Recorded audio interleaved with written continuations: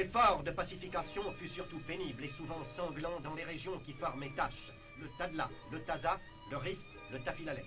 Les tâches de Taza, du Rif, de Tadla furent réduites, la tâche du Tafilalet jetée sur le prestige du protectorat, une ombre douloureuse, car le Tafilalet, pacifié dès 1917, avait été perdu en 1918.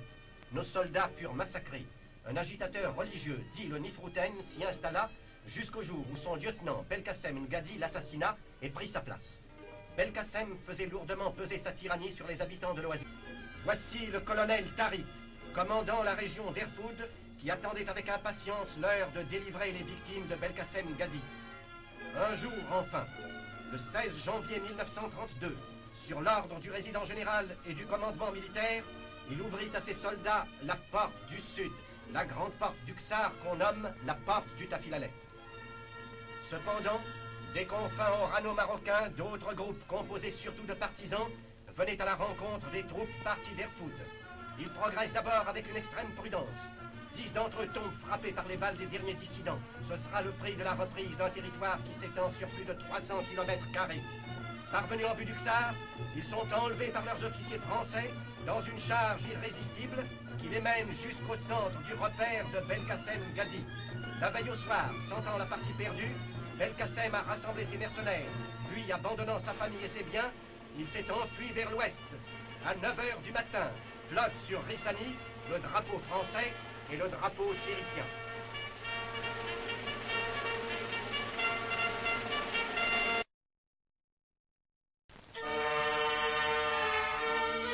Au seul point de vue marocain, cette opération avait une importance considérable.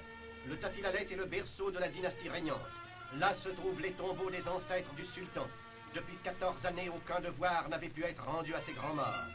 On délivrait donc des milliers de familles, on libérait aussi la terre sacrée des ancêtres chérifiens.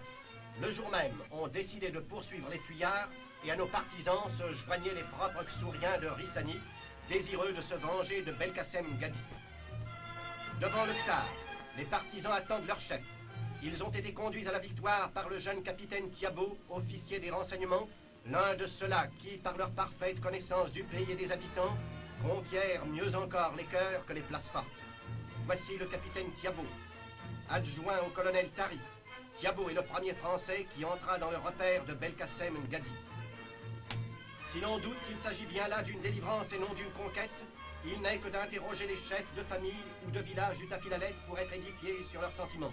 Notre arrivée les a délivrés d'une double angoisse quotidienne, la mort de la Palmeraie et la crainte du cruel Belkacem Ngadi.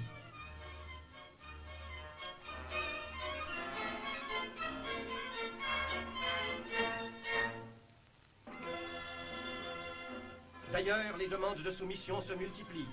Elles sont reçues par le nouveau gouverneur de la région, le capitaine Henri de Bournazel, qui, venant du sud, rejoignit son camarade Thiabo pour l'assaut du Ksar. On établit aussitôt les conditions de loyale collaboration. L'interprète Rosé, à gauche, fait connaître les intentions de la France et les désirs des Ksouriens. Le représentant de la puissance protectrice parle. Je vous apporte la sécurité et la santé. Sous l'égide de votre souverain, nous veillerons sur vous et sur vos biens. Nous trouverons de l'eau pour vos palmiers et vos jardins. Nos médecins donneront leurs soins à vos enfants, à vos vieillards, à toute la population. En retour, nous vous demandons d'être les loyaux sujets de votre sultan et les amis sincères de la France. Par Allah, qui seul est grand, et par Mohammed, son prophète et aïeul de notre sultan, nous vous jurons fidélité, répondent les chefs et les notables. Les intentions de la France sont en effet bien simples. Rendre la santé à l'oasis, aux plantes comme aux gens.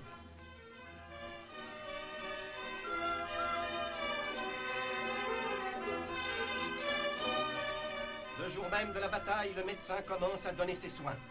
La maladie endémique la plus virulente de la région est la variole. C'est donc par la vaccination des enfants que commence le travail du médecin, mais son ministère aura à s'exercer pour des maladies aussi graves, sinon aussi répandues. Le capitaine Henri de Bournazel, accompagné du nouveau caïd Moulay Mehdi Ben Rachid, cousin du sultan, son représentant et notre ami, va assister chaque jour à la résurrection de la Palmeraie. Les Ksouriens rassurés retrouvent le chemin de leur marché si longtemps abandonné. Enfin, cultivateurs, artisans et commerçants peuvent jouir en paix du fruit de leur travail. La France veille et les protège.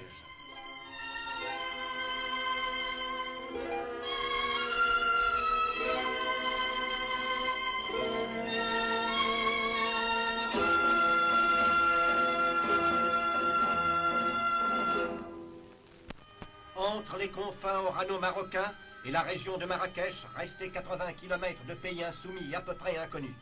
Les renseignements les plus précis que posséda l'armée étaient les photographies prises en avion et les croquis du père Charles de Foucault, qui avait sous un déguisement parcouru la région vers 1884. Encouragés par le succès du Tafilalet, goumiers et partisans partent vers les oasis de l'Ouest dans l'espoir de faire rapidement leur jonction avec les troupes de Marrakech.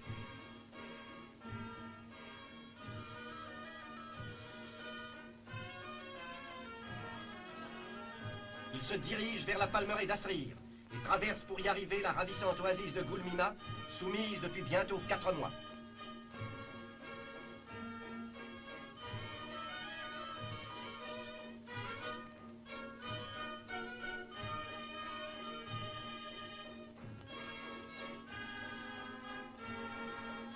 Le camp de Goulmima est gardé par de solides rangées de barbelés, car nous sommes encore là à l'extrême limite de la dissidence. Ce matin, l'activité y est très réduite.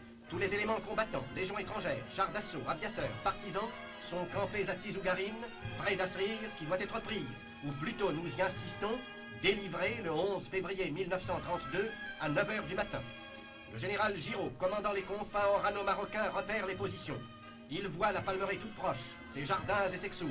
C'est là qu'il a décidé d'être ce matin même, vers 9 h, pour opérer sa jonction avec le commandement de la région de Marrakech.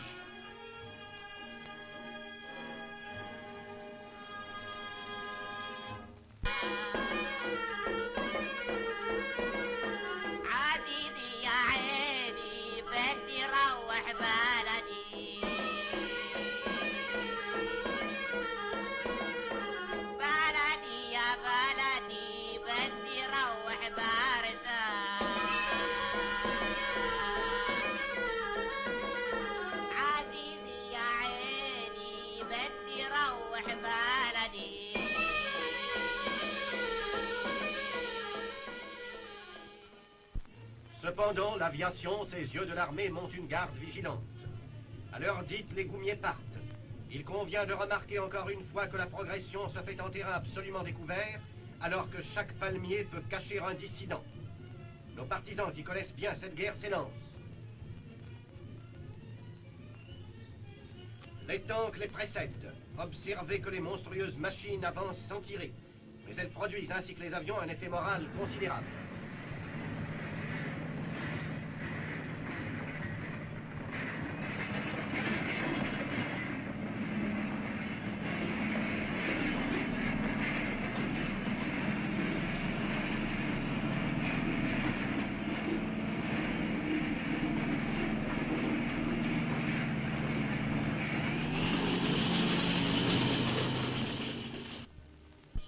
Le drapeau blanc.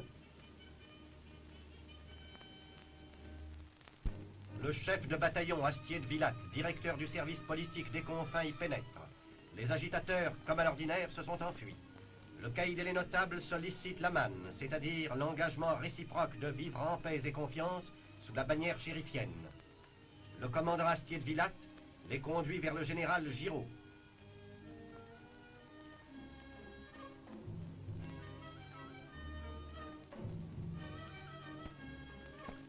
Or, au moment où commencent les pourparlers, un avion atterrit où se trouve le général Katrou, commandant la région de Marrakech. Il est de l'avis unanime, à cause de ses états de service en Arabie et en Syrie, l'un des Français qui connaissent le mieux l'islam de Constantinople à Casablanca. À l'heure dite, les deux généraux font leur jonction et reçoivent ensemble le caïd et les notables de l'oasis enfin soumise. Les conditions de la manne sont précisées par l'officier des affaires indigènes et après une conversation très cordiale, l'accord est complet. Une énorme tache d'insoumission et de dissidence disparaît de la carte du Maroc.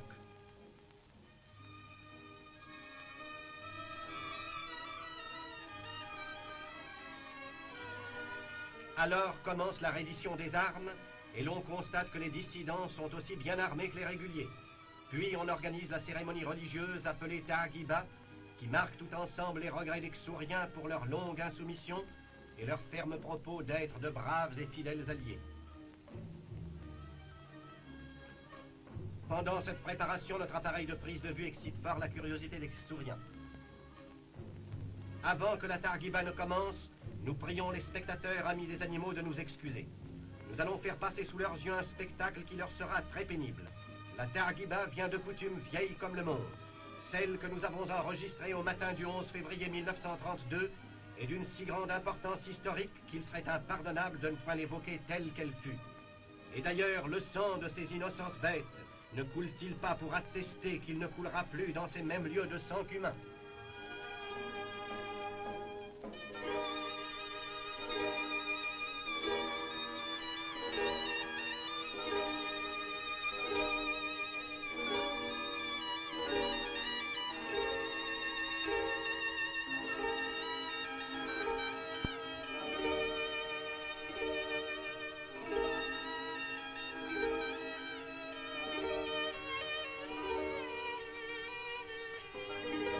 Après le sacrifice, l'interprète du caïd renouvelle au capitaine Gaulis, officier des renseignements, ses sentiments de fidélité à son sultan et à la France.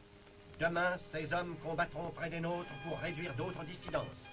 Demain, les malades seront entre les mains de nos médecins. Des semences seront distribuées aux cultivateurs. La France commencera son apostolat.